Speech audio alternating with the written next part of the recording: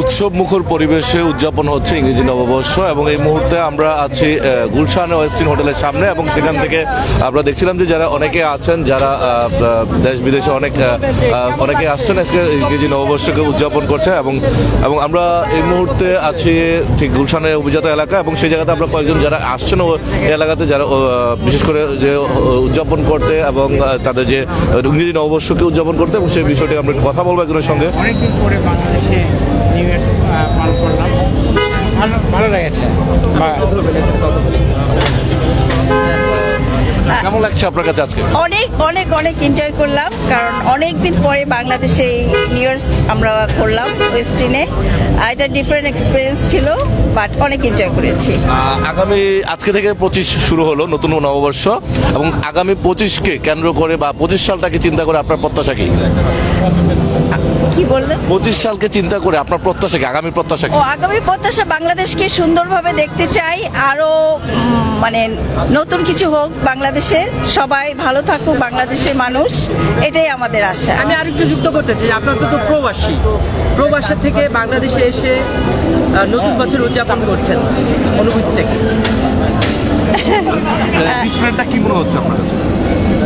অনুভূতিটা হচ্ছে একটু ভিন্ন। অ্যাকচুয়ালি আমি যদি বলতে চাই, আমরা প্রবাসী যারা নতুন বর্ষ উদযাপন করি, ওখানে মনে হয় একটু বাঙালিপনা একটু বেশি হয়। ওখানে আমাদের মধ্যে একটু বাংলা সংস্কৃতিকে ধরে রাখার জন্য আমাদের অনেক চেষ্টা হয়। এখানেও ভালো, কিন্তু এখানে একটু ওয়েস্টার্ন ভাবটা একটু বেশি আসছে, ওইটা ভালো লাগেনি। Thank you.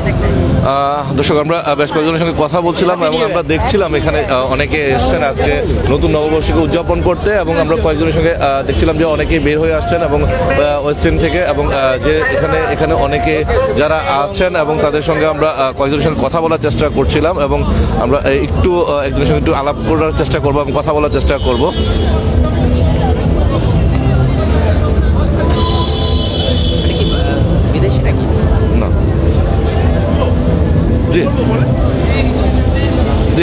আপনার কাছে আজকে নববর্ষ ইংরেজি নববর্ষ পালন করছেন, কেমন লাগছে অনুভূতিটা? সো গুড, আলহামদুলিল্লাহ, এটা সো গুড। আপনি কি বাংলাদেশি থাকেন নাকি বাইরে থাকেন? আমি বাংলাদেশি, আম্মা হচ্ছে ইন্ডিয়ান। আপনার মা হচ্ছে ইন্ডিয়ান।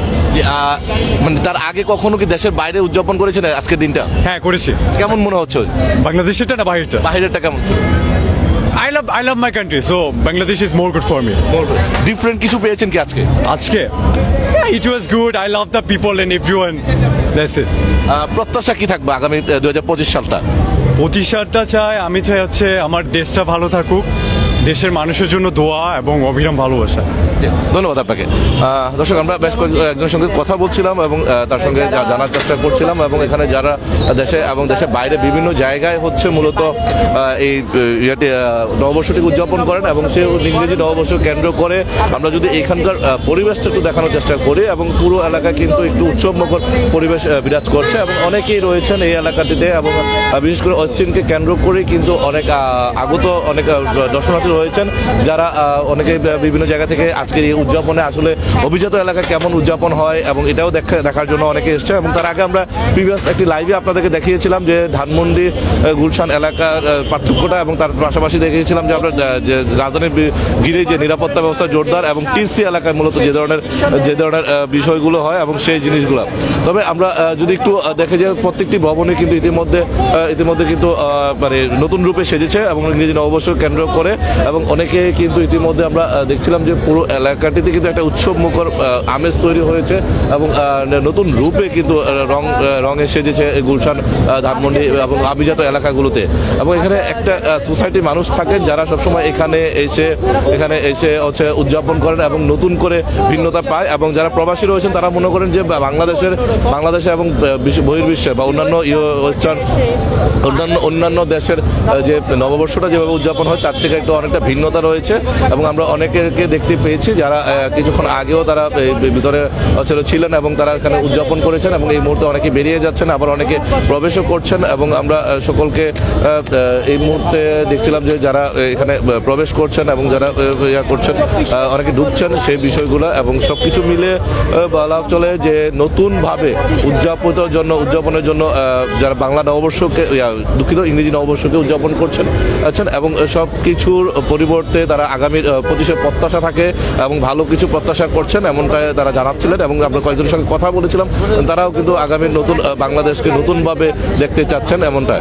এবং সে তার পাশাপাশি যদি আমরা একটু যদি এখানকার সার্বিক দেখি যে গুলশান এলাকায় যারা রয়েছেন এবং তাদের যে অনেক মানুষের আগমন রয়েছে এবং পুরো নতুন করে বিশেষ করে ওয়েস্টার্ন কালচারে নতুন করে কিন্তু সেজেছে এই আজকের এই নববর্ষকে কেন্দ্র করে।